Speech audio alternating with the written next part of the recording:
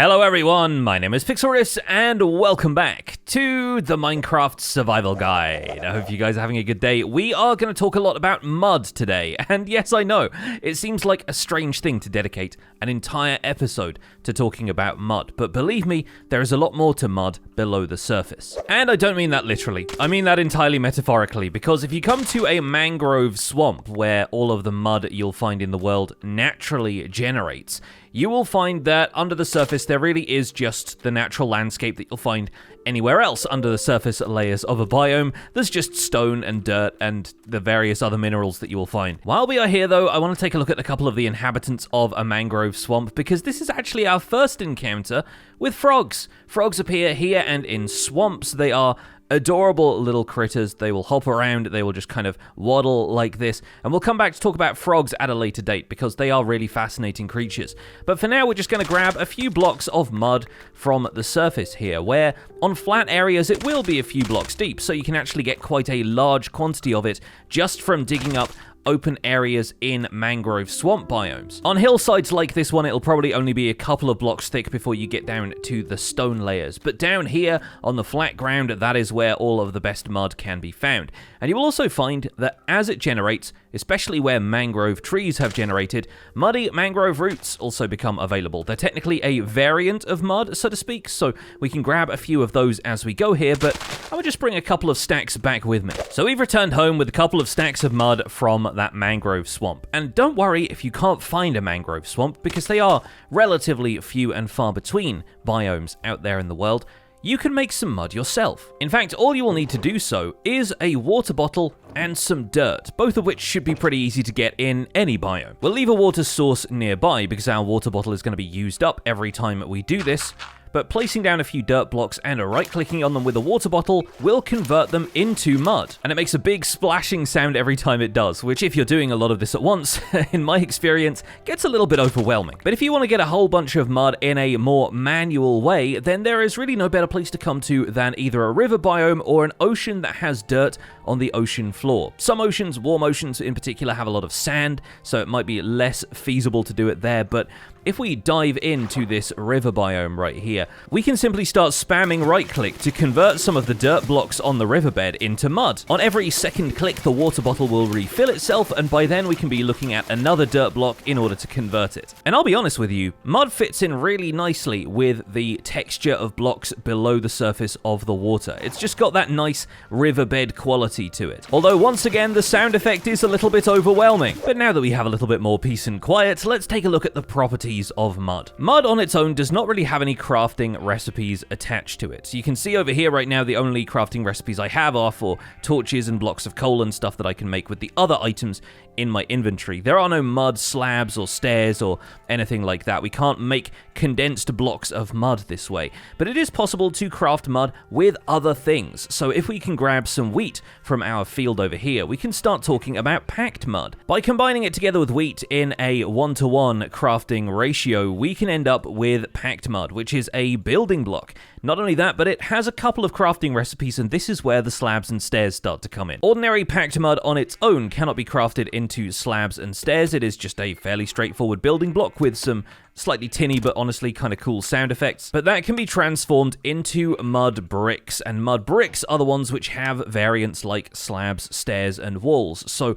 it becomes a much more versatile building block once you're able to craft it into brick form. And honestly, I find the sound effects for mud bricks to be a lot more pleasant. As a resource for builders, I think packed mud and mud bricks can fit in really well into an area that's meant to be a dirt path of sorts. We can dapple in a couple of the mud bricks to show that this path at some point had a little bit of organization to it, so that maybe if we mix it in with stone bricks here and there, it can look like a path that's just been well trodden and not very frequently cleaned. If we grab a little bit of dirt and some gravel from over here, we can turn those into a block called coarse dirt, which I think works really well with mud because it's effectively dirt that can retain its texture. As the name suggests, it's a little more coarse than regular dirt. It has a higher contrast in the texture. It looks a little bit more grainy. But if you want to make something that looks like a worn country path, a little bit of coarse dirt mixed in with some packed mud and some mud bricks is going to look really good. If we also also throw in some stone and stone bricks around the outside, it'll look like sections of the path are still a little bit clean. They are the bits that are slightly less well trodden. And on this path, if we leave a little bit of the natural grass growing up from the grass blocks in the middle here, I think it can still look like the path is slightly overgrown. Might want to mix in a bit of mossy cobblestone here and there as well, but that's a lot of different textures, all working towards the idea that this is a stone path that has become muddy over time. And with that, I basically used up all of the packed mud and mud bricks that I made, so we're going to leave those over here. Maybe this is a path we will develop in future. But for now, we need to look at the more technical properties of mud and what else it can do. For that, we're going to return to my storage system here and grab any dripstone that we've got on us. Unfortunately, I only have 12 pointed dripstone. I've got a decent amount here in the item filter, so I'm just going to grab 12 of those. Although I'm not actually certain it has to be dripstone blocks that we do this with, but it seems like a nice thing to pair with the pointed dripstone. Underneath that, we are going to hang the pointed dripstone to allow for water to be siphoned from the blocks above. But we're not going to do that with water. We're going to do that with some of these mud blocks.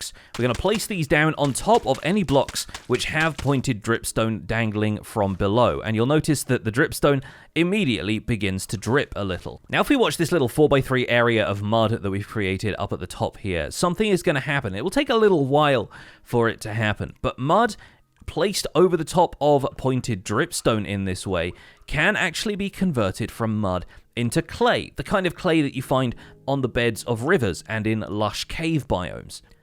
There we go, we just saw that one on the corner convert into a block of clay. And after a couple of minutes, a couple more blocks have converted into clay. So if you're finding yourself short on clay, but you have an ample supply of dirt and a water bottle, you can make clay yourself using this technique. Of course, from that point, the clay can be broken down into clay balls, which you can smelt into bricks. It can be used as a building block on its own, or it can be smelted as a full block in order to create terracotta. In fact, this can make for a really interesting number of transformations that a single block can go through, many of which can be made completely automatic.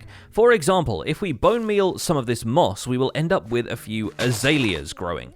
Bone meal the azalea, and the block below it turns into rooted dirt. With a bottle of water, which could be fired from a dispenser, that rooted dirt transforms into mud. The mud can be dried out on one of these dripstone platforms to convert it into clay. The clay can then be harvested with TNT to turn it into clay balls. Those clay balls can end up going into a furnace, and the furnace will fire them into bricks, and then the bricks can be transformed by a player into a brick block.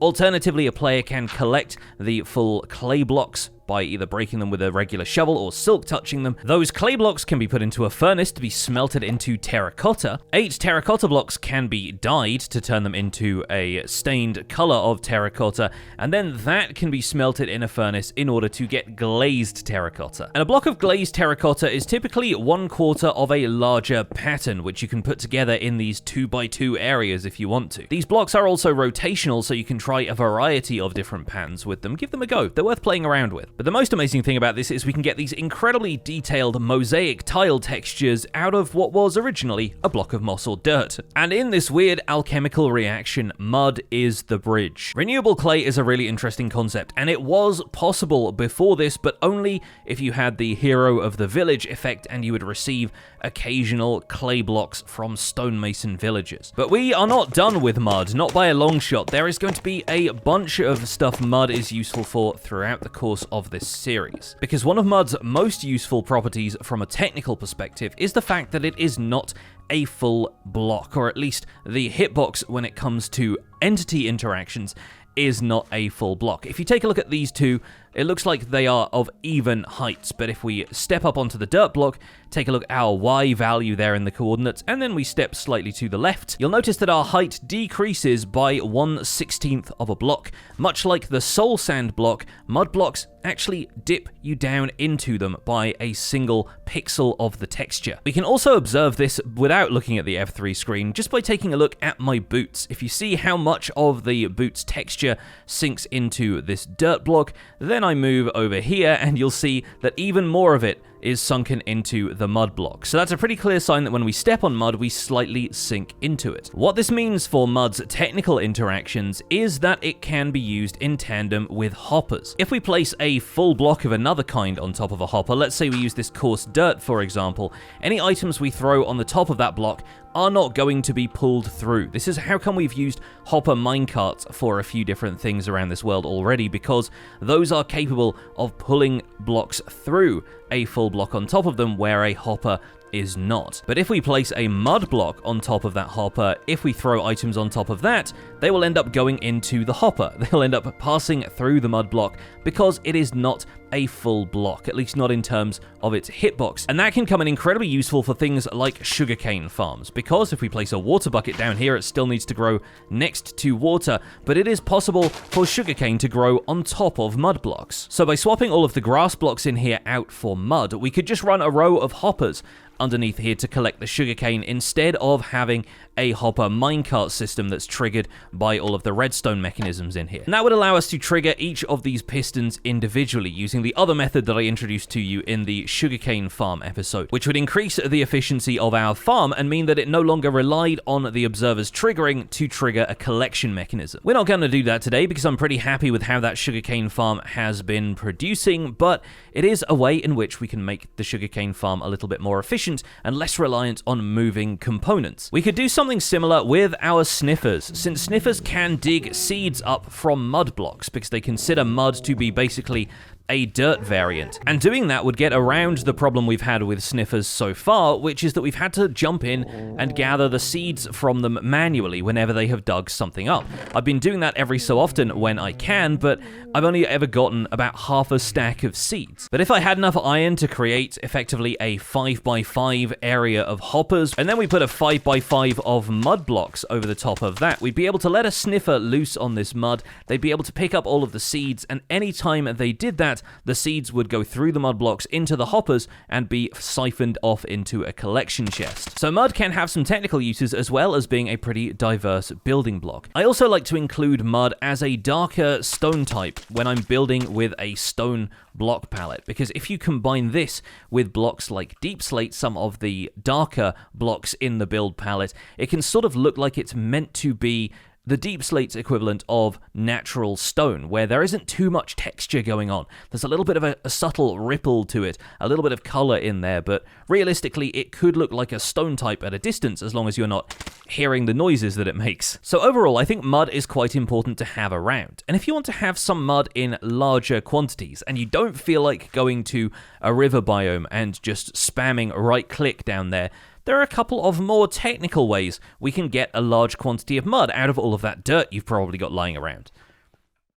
So we're going to set up a sort of mud factory in this episode, and to do that we need a pretty large open area. I don't want to build it too close to my storage system since I'm still working on what the outside of that is going to look like. Maybe over here? Yeah, I would say over here seems pretty good. So we're going to dig a hole here that, oh, it's going to turn into a larger hole. I guess there are some caves around. And another trail of blocks left by an Enderman. It looks like, interesting. So we're just going to build a very basic item filter in here. We're going to build the smaller, more compact version that we can put as many items as we want to in the filter, because the thing doesn't need to tile, so it doesn't need any overflow protection. We are of course going to have the hopper facing into the comparator here, but we're going to have another hopper facing into a dropper on the side here. Droppers are basically like dispensers, but instead of being able to use items, they will always spit items out. So we're going to have a chain of those that actually leads up here. On top of this hopper, we're going to be placing a dispenser, and we're going to have a third hopper facing into the top of the dispenser like so. Then on top of this dropper pipe, we're going to have a second dispenser, and that is what is going to provide water bottles to this dispenser. Of course, we need to have a redstone torch attached to this block, which is going to lock the hoppers above when the circuit is not in use. And we're going to fill up this top hopper with a bunch of netherrack. Once again, we want to have 5 items in each slot with a 6th item there. And the filter is actually going to be filtering out empty glass bottles from this dispenser. dispenser. We're going to need a lot of empty glass bottles. I'll start off with 30 here just for the sake of demonstration, but really, we want to get several stacks of those, so we might need to go and smelt some more glass or trade with some librarians for it. The whole premise we are working with here is that a dispenser, when activated, can use a water bottle on a dirt block in front of it. So let me grab a button real quick so that we can activate this. We can actually activate it through the dirt block itself, and that's going to convert the dirt block into mud. You'll notice now that the water bottle in the dispenser has vanished, but the bottle hasn't been used. Instead, it's been recycled by this system, going through the item filter and into the hopper below, where it will be fed into these droppers. And if they're activated with redstone power, these droppers will actually push their contents upwards into the next dropper, and so on and so forth until they return to this dispenser at the top here. This dispenser is what's going to be full of glass bottles, and it's going to be creating bottles of water to be fed into this hopper. Because dispensers don't just use bottles of water, they can actually create bottles of water from a water source. And typically, when you use a dispenser full of empty bottles, it will retract that water bottle that it's just created back into the dispenser. We're going to fill the dispenser up with empty glass bottles so that when it creates the bottle of water has nowhere to go. It will be spat out of the dispenser and immediately gets picked up by this hopper, which puts it in the dispenser below. Now, we are, of course, going to have to make sure that this water source up here is contained. And one way of doing that is to waterlog a block. You can actually waterlog a leaf block or a mangrove root block up here, and that will completely contain the water source, so you don't need to surround it with any other blocks. But personally, I find that that makes the collision a little bit dodgy, and sometimes water bottles end up flying out the sides instead of going into the hopper. So we're going to have to deal with this slightly unwieldy barrier for the water source block up there. A couple of blocks to the side here, we're going to add some redstone dust, which is going to power these droppers and the dispenser at the top that's creating the water bottles. We'll put 2 redstone dust going into this dropper, and if this dropper is directly powered, it will provide power to the components immediately above and below it. It will also very briefly lock this hopper, but then once the redstone current goes away again, the hopper should be able to still filter items through like normal. We're going to come up 1 block here, and we're actually going to staircase up so we can provide power to the dispenser at the top. In order to do that, we need to split this redstone wire by having a glass block here in the center. That way, we can end up with a redstone wire that runs down underneath this glass block and towards this, whilst also staircasing up so it enters the dispenser. Right here next to this redstone dust, we're going to place a torch there, and we're going to place another block up here, and attached to the side of that block, we're going to place a piston. This is what's known as a smart piston circuit, because when we place a block in front of the piston, this block receives power from the redstone torch, will power this line of redstone dust, and that powers the block next to the piston, which activates the piston, meaning that the block is pushed away, and the piston immediately ejects whatever is placed in front of it. You might also have heard a click at that time. That was all of these dispensers and droppers activating, and that should mean the system is primed. We actually now have 2 bottles of water here in the dispenser, and as we place a couple more of those, you're going to find that there are now 4 water bottles here in the dispenser. I'm just going to drink the contents of a couple of these so we can have some glass bottles to put back in the top dispenser, because the dispenser will use items from a random slot in the dispenser each time, but then when it receives items from the droppers below, they will usually end up in the top left slot. So sooner or later, all of your glass bottles are going to end up here, and then that breaks the system because the water bottles can no longer be fed into this dispenser. Instead, they get picked up by the dispenser up here. I've gathered up a couple more components because we need this dispenser to activate every time a block of dirt ends up in front of it, so that it will use the water bottles to convert these into mud. But placing a redstone torch underneath this, while it does technically work, is going to lock the output hopper so that the glass bottles, the empties, will end up staying in the dispenser. So instead, what we're going to do is place a redstone repeater facing in towards the space in front of the dispenser, which is currently occupied by this mud block, and using whatever blocks we've got to hand, because I'm running out of the cyan terracotta I'm using as a building block, we'll put a redstone torch there. Any redstone power source will do. You could use a full redstone block if you wanted to. But that is the first part of our mud factory done. And if we face in towards towards this piston and click a couple of times. Once we turn around, we'll find we have a strip of mud poking out in this direction, and the system has failed to fire once, but that shouldn't be a concern once we get things up and running. The main problem now is that we have reached the limit that a piston can push. Pistons can only push 12 blocks, and then once the 13th block gets added, unfortunately, the piston can no longer push anything. So we're going to set up a way for the system to clear these mud blocks out and push them away so that another line of dirt blocks can be coming through here and converting into mud.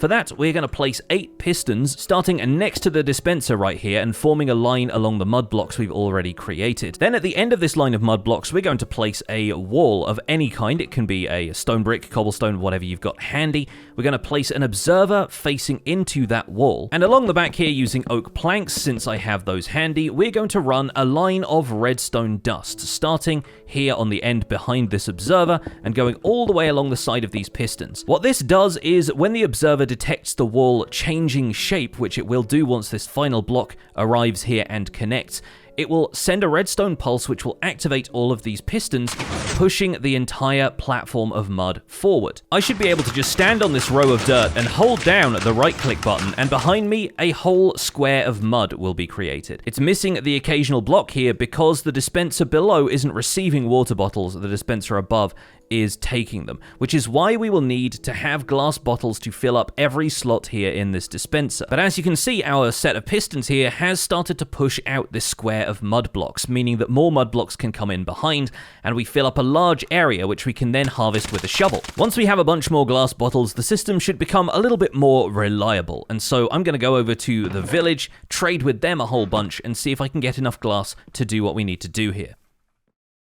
So after a little bit of trading, we at least have enough glass bottles to fill up more than half of this dispenser, and we can spread the rest around the available slots until it's at least going to be reliable for a little bit longer. In theory, with enough use, the glass bottles will all stack up in the first available slots in the dispenser, so eventually this is going to run out, but we should be able to create a lot of mud before it does. And now the dispenser is a lot more reliable, so if I turn around, there will probably only be 1 or 2, yes, there we go, 1 or 2 early mud blocks where the dispenser didn't quite work out. And you'll notice there's a water bottle here on the surface. I think that's probably jumped out of the top here where this dispenser can sometimes fire things out at an odd angle. So I'm just going to use this water bottle on there. We'll chuck that back into the system where it's going to be collected. I'll put a block over the top of this just for the sake of having something there to prevent the bottles escaping, and we should be able to continue producing mud. The only problem with the system now is going to be when this set of pistons reaches their push limit once again. So we should end up with 12 blocks of mud out here, and on the 13th block of mud,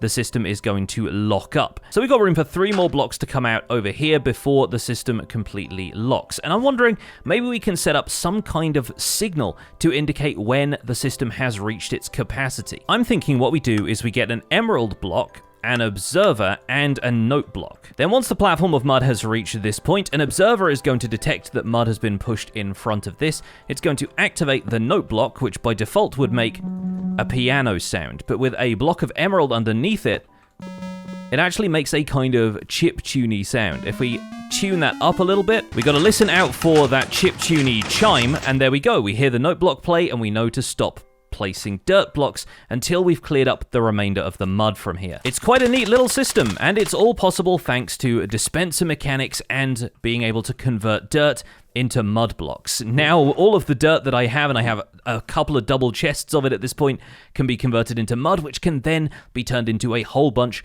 of other blocks. And that is where we're going to leave this episode of the Minecraft Survival Guide. Hopefully, you've now realized that mud is a little bit more useful than you might have initially thought. Thank you so much for watching. My name has been Pixlriffs. Don't forget to leave a like on this video if you enjoyed it. Subscribe if you want to see more, and I'll see you folks soon. Take care. Bye for now.